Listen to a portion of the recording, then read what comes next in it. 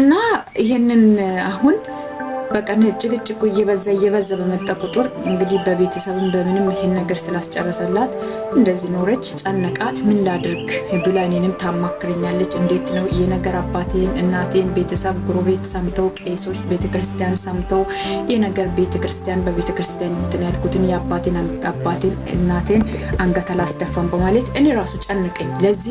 ለዚህ ነገር ምን ሀሳብ መስጠት እችላለሁ? እውነትም አንዳንዴ ሆን ብለን ስናስበው ቤተሰብ ደግሶ ምን ብሎ ነው በአሁን ሰዓት እንኳን ተደግሶ ተካብዶ ምን ተብሎ ነው እንግዲህ እጅ ጥሎሽ ተልኮ ምናምን እንደዚህ እየተጨረሰውን ያዩ እንደዚህ ባጭሩ አናቅም ማለት ይከብዳቸዋል ማለት ነው። እውነት ለመናገር በሷን ቦታ ሆኜ ሳስበው በጣም ከባድ ይሆንብኛል። ግን እሷን ለማጠንከር ወይም እሷን እንትን ለማለት ብዬ ሞራኗ እንዳይጎዳ ብዬ ኧረ ተይ በቃ ምንም አይደል እያልኩኝ እያበረታታዋት ነበር ማለት ነው። እና እቺ ልጅ በጣም እየተሳቀቀች በቃ ልጁ ኦቨር ማለት ነው።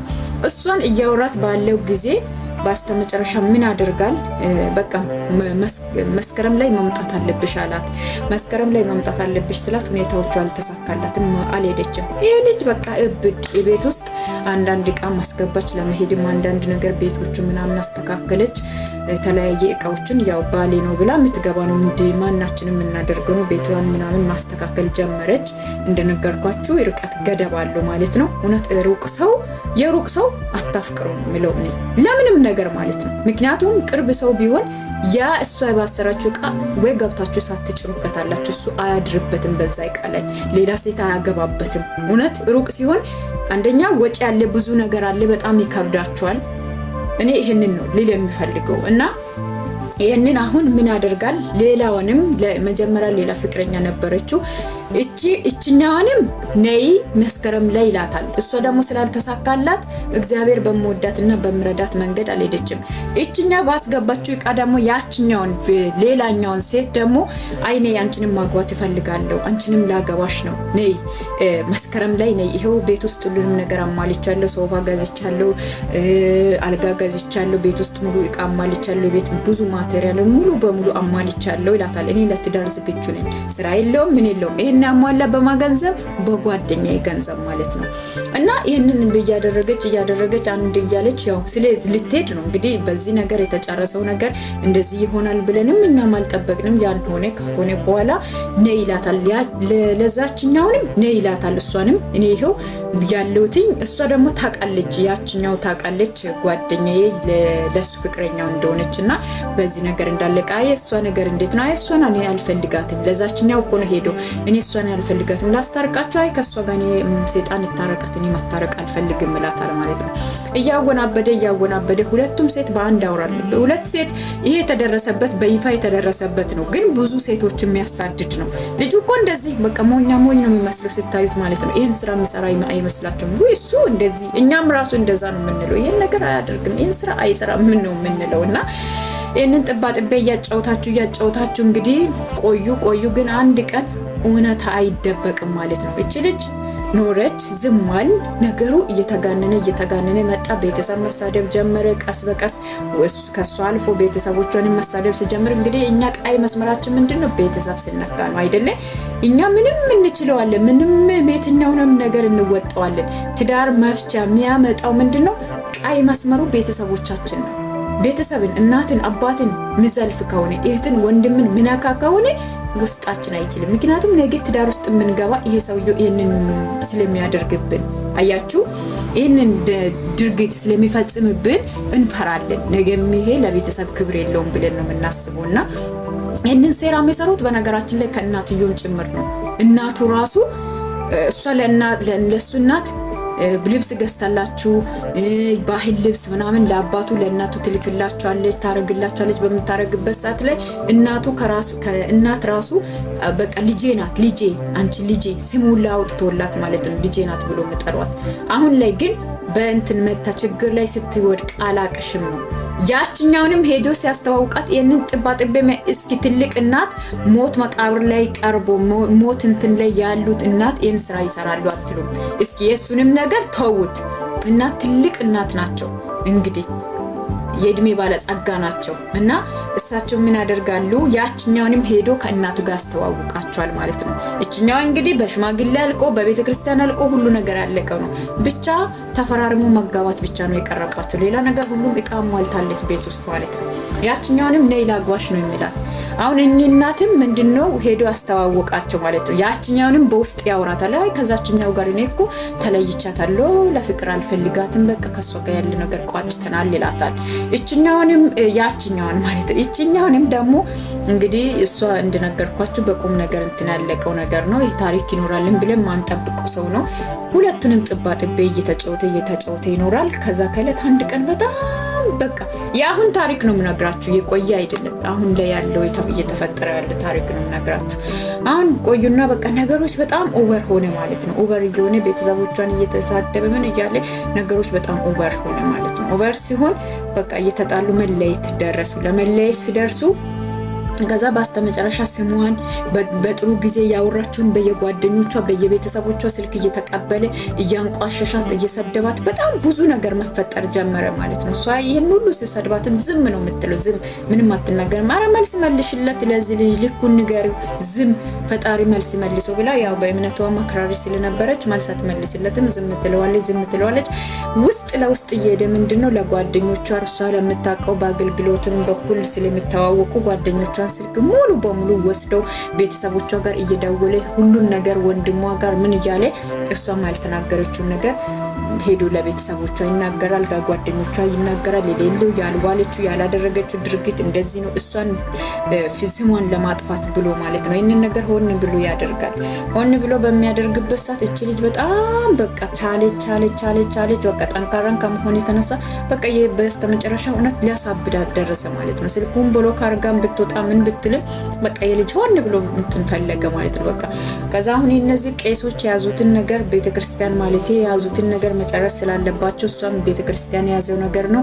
እኔ ቤተክርስቲያን ህግ ጥሼ መውጣት አልችልም ብላ ቆየች። እድሉን ሰጣች፣ ጠበቀች። ቤተክርስቲያንም ምንም ለሷ መፍትሄ ሊሰጡ አልቻሉም ማለት ነው።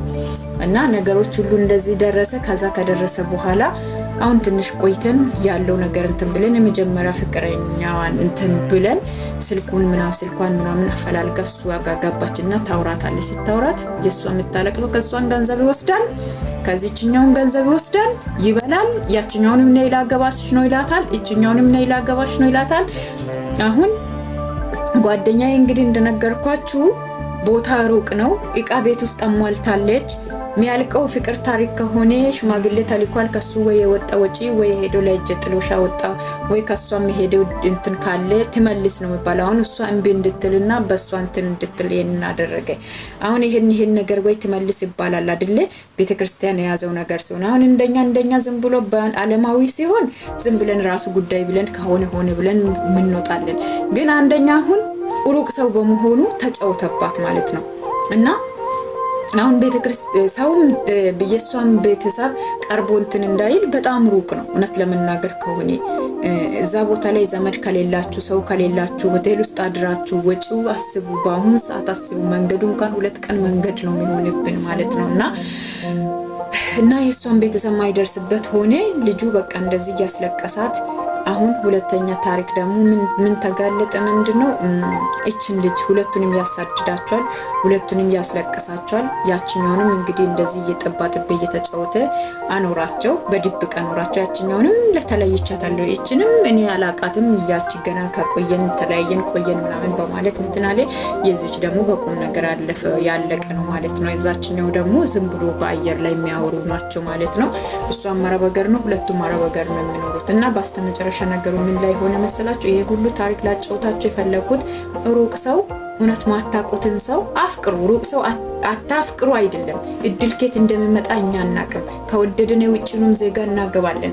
ከሆነ የውጭኑን ዜጋ ግን ከኢትዮጵያ ወንዶች የውጭ ዜጋ እንደሚሻል እመኑኝ ማለት ነው።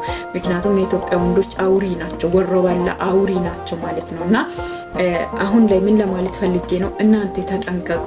የሩቅ ሰው አሁን ሩቅ ሰው እንዴት አድርጋችሁ ነው መካሰስ የምትችሉት? አንደኛ ብዙ ዋጋ ያስከፍላል። ዘመድ ይሄዳል። ዘመድ ከሌላችሁ ሩቅ ቦታ ላይ ሄዳችሁ ሆቴል ይዛችሁ ሆቴል ውስጥ እያደራችሁ ምግብ ቀለብ አለ ምን አለ ያ ሁሉ ኃላፊነትና ማን ላይ ነው? እናንተ ጭንቅላታችሁ ላይ ነው የሚመጣ። የሰፈር ሰው ከሆነ ግን እሷ ማስረጃ አላት፣ ደረሰኛ አላት፣ ድምጽ ቅጂ አላት። ይሄ እስኪ እናንተ ሀሳብ አስተያየታችሁን ጻፉልኝ ማለት ነው። ከእናንተ ሀሳብ አስተያየታችሁን እፈልጋለሁ። ምክንያቱም አሁን እቺ ልጅ ምን ማድረግ እንዳለ ደረሰኛ አለ፣ ድምጽ ቅጂ አለ፣ ደረሰኝ እያንዳንዱ ብር ላከችለት ደረሰኛ አለ፣ የቤተሰቦቹም የእናቱም ጭምር ደረሰኛ አለ። ይህንን እስኪ እናንተ ምን ማድረግ አለብን? ሀሳብ አስተያየታችሁን ኮሜንት ስር እንድትተባበሩኝ በትህትና እጠይቃለሁ። ውዶቼ የዚች ልጅ ህይወት ታሪኳ እንግዲህ ይሄን ነው። ልጅቷን ቀስሟን ሰብሮ ምን ብሎ ገንዘቧን በልተው ከፍቅሯን ወጣ እንግዲህ ማግጦባት ይሄ ሁሉ ድርጊት ፈጽሞ በሷ ላይ ደርቦ ሌላ ሲያወራት በሷ ቃላይ ሌላኛው ሊያገባት እንትን እያለ የቤት ውስጥ አስገባችው ቃል እና እናውቀዋለን። ቤቱን መሄድ ይቻላል። ነገር ግን ቤተሰብ ይሄዳል። ለቤተሰብ እንትን አላልንም፣ አልተናገርንም። መናገር እንፈልጋለን። በህግ መልኩ ይሁን በሚለው አሁን ደረሰኛለን እጃችን ላይ ደረሰኝ እያንዳንዱ ደረሰኛል። ድምጽም ቅጂ አለ፣ ብዙ ማስረጃዎች አሉ በነገራችን ላይ ማለት ነው። ይህን እየተሳደባት የነበሩ ነገሮችን ሁሉ ሰብስበን ይዘናል ማለት ነው። ይሄ ነገር እስኪ ምን ማድረግ እንዳለብን እናንተም በሐሳባችሁ እስኪ ኮሜንት ስር ጻፉልኝ። ከእናንተ ሐሳባችሁን እፈልጋለሁ ማለት ነው። ሐሳብ አስተያየታችሁን እስኪ ይሄን ነው የሚለውን ነገር ጻፉልኝ። እስኪ የሚደርሱበትን ሁሉ ማሳውቃችሁ ይሆናል። እና ምን ለማለት ፈልጌ ነው ለእናንተ ይህን ልላችሁ የፈለግኩት ሩቅ ላይ ሲሆን በጣም ሩቅ ላይ ሲሆን ሽማግሌ አትላቁ። አፍቅሩ፣ ተዋደዱ፣ ተፋቀሩ። ግን ምንድነው ችግራችሁ? ሩቅ ቦታ ስትሆኑ ሄዳችሁ አትደርሱበትም። ምናልባት እናንተ ሄዳችሁ ለታ ይህንን ሰው ዋጋ ልታስከፍሉት ትችላላችሁ፣ በህግ ልታስጠይቁ ትችላላችሁ። ግን ነገ ላይ ይሄ ሩቅ ሰው ምንድነው የምታደርጉት? ነገ ሩቅ ሰው የማንን ነው የሚጠይቁት? ነገ ሩቅ ሰው አላቃችሁም ይላል። ሰፈር ሰው ግን የምታውቁ ከሆነ አቅራቢያ ላይ የሆነ ሰው ከሆነ በቤተሰብ በባህል ባለው ቤተሰብ ሄዶ እስከ ቤቱ ድረስ ማስፈራራት ይቻላል፣ በህግ መያዝ ይቻላል። ቅርብም ነው፣ ወጪም ብዙ እንትን አይልም። ይሄ ሩቅ ሰው ግን ዋጋ ያስከፍላችኋል። ሽማግሌ አትላኩ።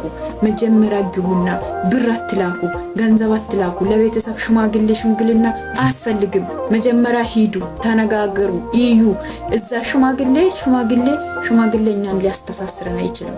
ልብ ነው የሚያስተሳስረው። ልብ ከሌለ እኛ ሽማግሌ ሳይሄዱ እኮ ትዳር ላይ መኖር ይቻላል አይደለ? ይቻላል። ፍርሃ እግዚአብሔር ካለው ይቻላል።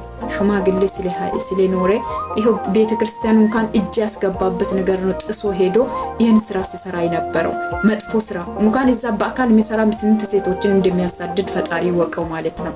እና ሩቅ ላይ ሆናችሁ ሽምግልና አትላኩ ማለት ነው። ለቤተሰብ ገንዘብ አትላኩለት። ለምን አፈርደች አይበላም? ለምን አያለቅስም? ለምን ሺ ጊዜ አስቸግር አይናገርም? አትላኩ ባካችሁን፣ ገንዘብ አትላኩ። ገንዘባችሁን አትበሉ። ገንዘባችሁን ያዙ። ካልሆነ የሆነ ነገር ግዙበት፣ የሆነ ነገር ስሩበት። ገንዘብ ማስቀመጥ ካልቻላችሁ ለምን ቤተሰብ ሺ ጊዜ በልቷችሁ አይሄድም? ነገ እኮ ምስጋና ይናገራል። ነገ ጥሩ ምርቃት ታገኛላችሁ። እስኪ አስቡ። የዚች እህት ገንዘቧን ገንዘብ፣ ከፍቅርም ፍቅር፣ ከህይወቷም ህይወት፣ ሁሉ ነገር ከስሟም ስም፣ ቤተሰብ ልብ ቅስማቸው መሰበር፣ ደግሰው ጎረቤት ጠርተው ይህን ደግሶ ያደረጉት ቤተሰብ በጣም ሸም ይዛቸዋል። ልባቸው ይሰበራል፣ ቅስማቸው ይሰበራል። እናንተም ይሄ ነገር እንዳይደርስባችሁ የሩቅን ሰው አውሩ እንጂ አውርታችሁ ሄዳችሁ በአካል ተገናኝታችሁ አይን ላይን ተገናኝታችሁ አይታያይታችሁ አካል በአካል በአንድ መድረክ ላይ ተቀምጣችሁ ተነጋግራችሁ ችግራችሁን እስከምትፈቱ ድረስ ቤተሰብ መላክ አያስፈልግም፣ አይጠበቅባችሁም። ለምን እንደሆነ ታውቃላችሁ?